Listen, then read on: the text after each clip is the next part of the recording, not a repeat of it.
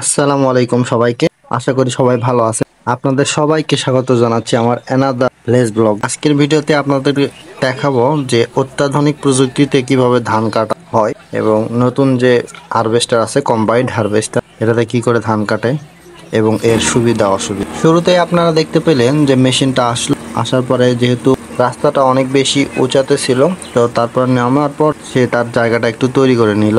তারপর এখন সিরিয়ালি কাটতে থাকবে এবং ছোট বড় সকলে এই মেশিনটা দেখতে আসছিল। এর আগেও আমাদের এখানে মেশিনটা আসছিল, এবার একটু কম আসছে, এই জন্য সবাই দেখতে আসছে। আর এটাতে সুযোগ সুবিধা অনেক বেশি। যেমন এটা হচ্ছে যে জমিটা ধান কাটতেছে, এটা হচ্ছে একটা 38 শতকের জমি।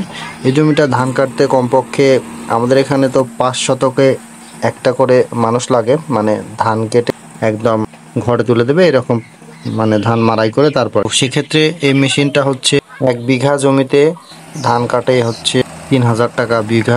আর এই হিসাবে এখানে অনেকটাই সাশ্রয়। যে পলটা এখানে থাকে, যেটাকে আমরা খেয়ার বা পল, এক এক জায়গায় এক এক রকম। ওইটা কাটার পরে ওইটা কৃষক দিয়ে ওটা তুলে নিতে হবে।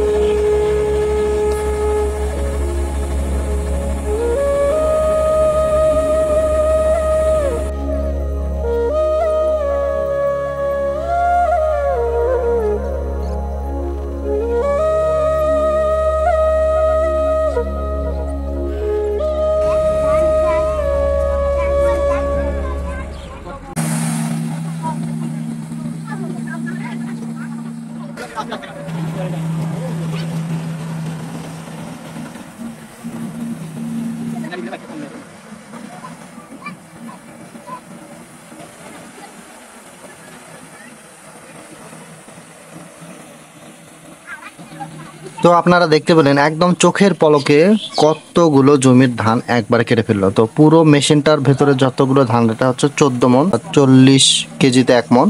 তো 14 মন হওয়ার পরে একবার ওরা দিয়ে গেছে। দেন তারপরে যখন সর্বশেষ দিয়ে যাবে তখন আমি শুনলাম ওটা হচ্ছে 5 মন। অর্থাৎ 38 শতক জমির মধ্যে তার এখানে 2 শতকের মতো বাদ ছিল আর কি, মানে অনেক বেশি জমিতে পানি ছিল দেখতে পাচ্ছেন। আর এই পাশে অনেক গর্তের মতো ছিল। এই ধরুন বাদ দিয়ে তো ওনার 36 শতক জমিতে ধান হয়েছে 19 মন।